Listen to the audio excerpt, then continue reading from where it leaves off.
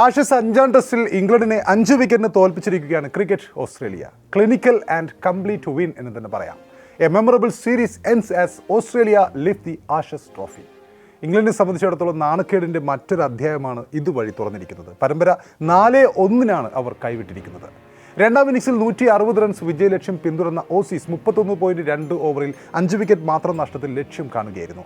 Marnus ലാബുഷ്യൻ 37 റൺസും Jake വെദറാൾഡ് 34 റൺസും Travis head 29 റൺസും കാമറൂൺ ഗ്രീൻ 22 നോട്ട് ഔട്ട് എന്നിവരുടെ ഇന്നിംഗ്സുകളാണ് ഓസ്ട്രേലിയയെ അതിവേഗം തന്നെ വിജയത്തിലേക്ക് എത്തിച്ചത്. വിരമിക്കൽ മത്സരം കളിച്ച ഉസ്മാൻ ഖ്വാജ 6 റൺസ് എടുത്ത് പുറത്തായി. നമുക്കറിയാം, ഉസ്മാനെ സംബന്ധിച്ചിടത്തോളം ഇതൊരു വൈകാരിക മാച്ചായിരുന്നു. ഗാർഡ് ഓഫ് ഓണർ നൽകിയാണ് ഇംഗ്ലീഷ് താരങ്ങൾ അദ്ദേഹത്തെ സ്വീകരിച്ചത്. The end of A fantastic 15-year test career.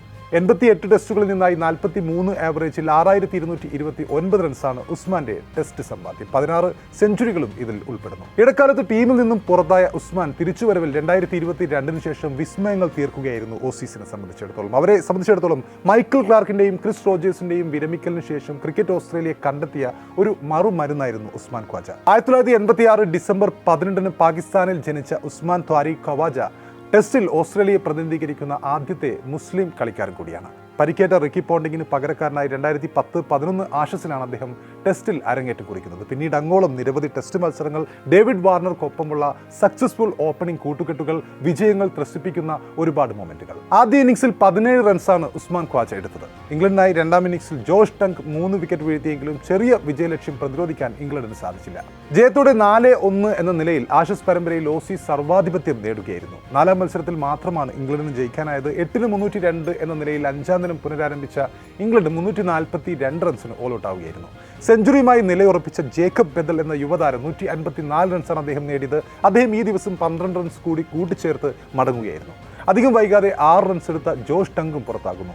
Mathew Potts 18 runs എടുത്ത് പുറത്താകാതെ നിൽക്കുന്നു. ഓസീസിനായി മിച്ചൽ സ്റ്റാർക്കും ബ്യൂ വെബ്സ്റ്റർ 3 വിക്കറ്റ് വീതം വീഴ്ത്തുകയുണ്ടായി.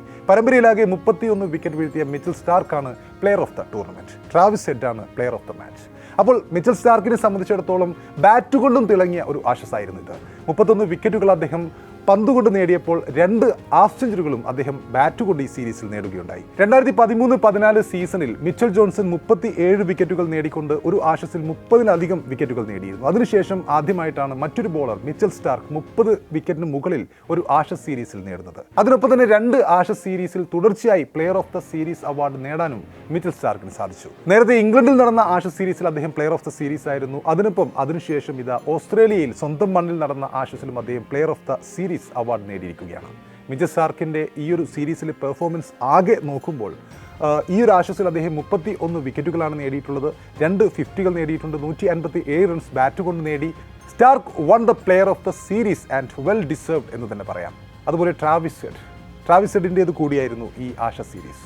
ഓസീസിന്റെ ഏറ്റവും മികച്ച ബാറ്റർ ആയിരുന്നു ഈ സീരീസിൽ അദ്ദേഹം. ട്രാവിസ് ഹെഡ് ഈ സീരീസിൽ ആകെ 629 റൺസാണ് നേടിയത്, 62.90 എന്ന ആവറേജിൽ. അതിനൊപ്പം 3 സെഞ്ചുറികളും അദ്ദേഹം നേടി. ഏറ്റവും പ്രധാനം അദ്ദേഹത്തിന്റെ സ്ട്രൈക്ക് റേറ്റ് ആയിരുന്നു. 87.36 എന്ന സ്ട്രൈക്ക് റേറ്റിലാണ് അദ്ദേഹം ഇത്രയും റൺസ് നേടിയത്. അതിനൊപ്പം ഈ ആഷസ് കൂടി സമാപിച്ചതോടെ അദ്ദേഹം 65ാമത്തെ അദ്ദേഹത്തിന്റെ ടെസ്റ്റിൽ നിന്നും 11ാമത്തെ തവണയാണ് പ്ലെയർ ഓഫ് ദ മാച്ച് പുരസ്കാരം നേടുന്നത്. വിരാട് കോഹ്ലിക്ക് പോലും 11 മാൻ ഓഫ് ദി മാച്ച്, അതായത് പ്ലെയർ ഓഫ് ദ മാച്ച് പുരസ്കാരം മാത്രമേ ഉള്ളൂ. അപ്പോൾ ഇത്രയും കുറഞ്ഞ മത്സരങ്ങളിൽ നിന്നും ആ റെക്കോർഡൊക്കെ അങ്ങ് മാറ്റിയിരിക്കുകയാണ് Travis Head. The biggest match winner of the decade എന്ന് തന്നെ പറയാം അദ്ദേഹത്തെക്കുറിച്ച്.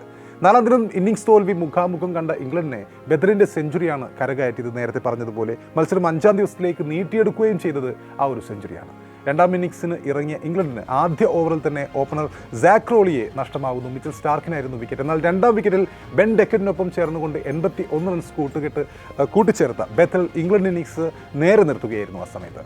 ഡെക്കറ്റും അതിനുശേഷം ജോ റൂട്ടും വീണത് ഇംഗ്ലണ്ടിന് തിരിച്ചടിയായെങ്കിലും 4ാം വിക്കറ്റിൽ ഹാരി ബ്രൂക്കിനൊപ്പം അദ്ദേഹം 42 റൺസ് നേടി സെഞ്ചുറി പാർട്ണർഷിപ്പ് ഉണ്ടാക്കിയ ബെത്തൽ സന്ദർശകർക്ക് വലിയ പ്രതീക്ഷയാണ് ഒരു ഘട്ടത്തിൽ നൽകിയത്. എന്നാൽ ബ്രൂക്കും വിൽ ജാക്സും ഒരേ ഓവറിൽ വീണത് ഇംഗ്ലണ്ടിനെ പിന്നോട്ടടിക്കുകയായിരുന്നു.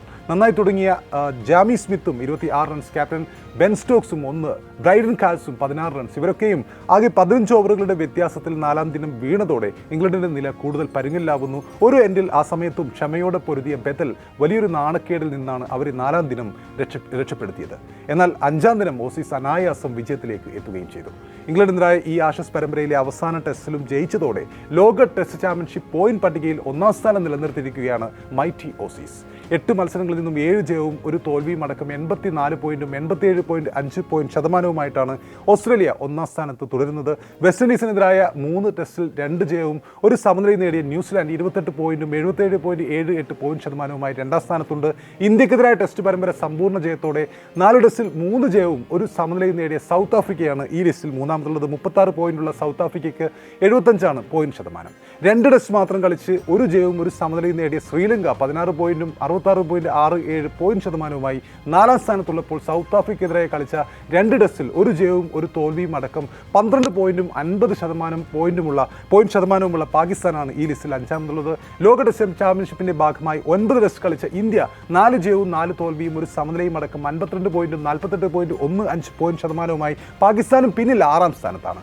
ഓസ്ട്രേലിയക്കെതിരായ ആഷസ് പരമ്പരയിൽ 4 ടെസ്റ്റും തോറ്റ ഇംഗ്ലണ്ട് 10 ടെസ്റ്റിൽ 3 ജയവും 6 തോൽവിയും ഒരു സമനിലയുമായി 32 പോയിന്റും 31.66 പോയിന്റ് ശതമാനവുമായി 7ാമതായിട്ടാണുള്ളത്. അപ്പോൾ ഓസീസിനെ സംബന്ധിച്ചിടത്തോളം വലിയൊരു മുന്നേറ്റം തന്നെയാണ് ഈ ആഷസ് പരമ്പര ജയത്തോടെ നേടിയിരിക്കുന്നത്.